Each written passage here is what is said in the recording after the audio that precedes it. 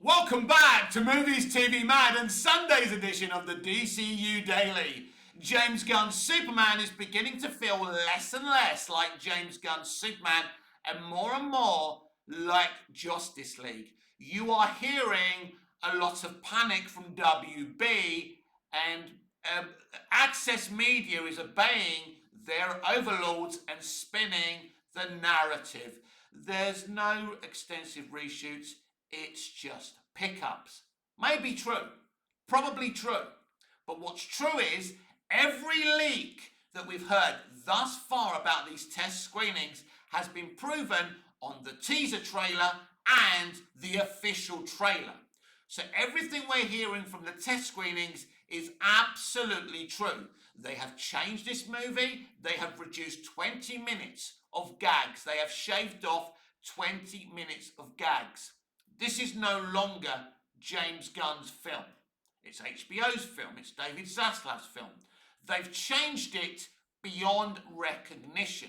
James Gunn can only give you a movie about people that are underdogs, that have maybe not behaved properly in their lives and are trying to become better people. That's why Guy Gardner and Hawk Gill, etc., etc., are in this movie. Because that's all James Gunn knows what to do. Now Zaslav and WB should have known that James Gunn can only be James Gunn. But let me tell you something else, because now they're trying to spin the narrative about this additional composer. No huge blockbuster brings in an additional composer at this late stage. If you want an additional composer, you do it at the very beginning.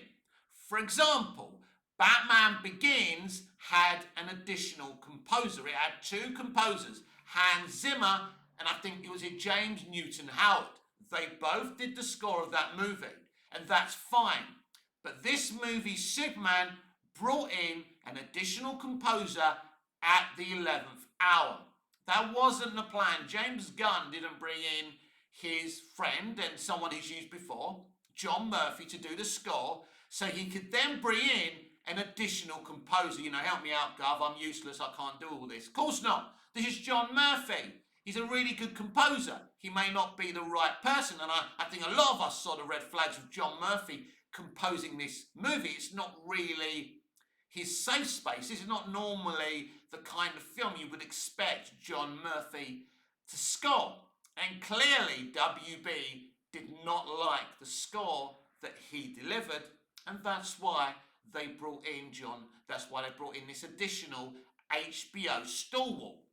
Now, obviously, they're going to use some of Murphy's music, but don't expect to hear much of Murphy's music. So if you're hearing them saying it's all usual, John Murphy hasn't been replaced, it's all clickbait, it's just an additional composer. Nobody brings in an additional composer at this late stage for a film as huge as this. So absolutely, John Murphy has been replaced.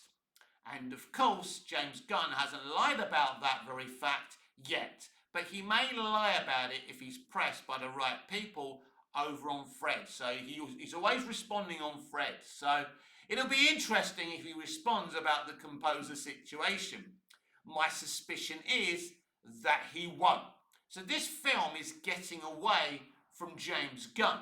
This film is getting away from being a James Gunn movie. He's now just a figurehead helping the cast promote and market this movie. Now, does this mean it's going to be a crap movie? Not necessarily. We won't know that until we see it. But they've made changes upon changes upon changes. And now, what about this prediction of box office by this site called Box Office Theory? You cannot listen to it. Have you noticed nobody else has had early projections of box office? Not Jurassic World Rebirth and not Fantastic Four. Now, the reactions to the Fantastic Four test screenings have been a lot more positive than for Superman. There's been lots of mixed responses to Superman. We know why. Because of the gags and because there's no stringent free act structure. It's stories within stories. And I think this is one of the reasons that they replaced the editor. Because I think the film just didn't make sense.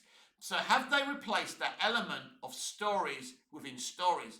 Have they decided to do a free act structure for this film, Superman? I have no idea. What I do know is that we are not far away from seeing what this movie is ourselves. One of the most important moments, not in just Warner Brothers history, but in Hollywood history. They should have just made a paint by numbers Superman film, but they didn't do that because they are arrogant, they're full of hubris, and they're creatively bankrupt. And Hollywood isn't going to change. Hollywood's not going to fix itself by doing the same thing again and again and embracing the comic book movie model when it's already gone out of fashion.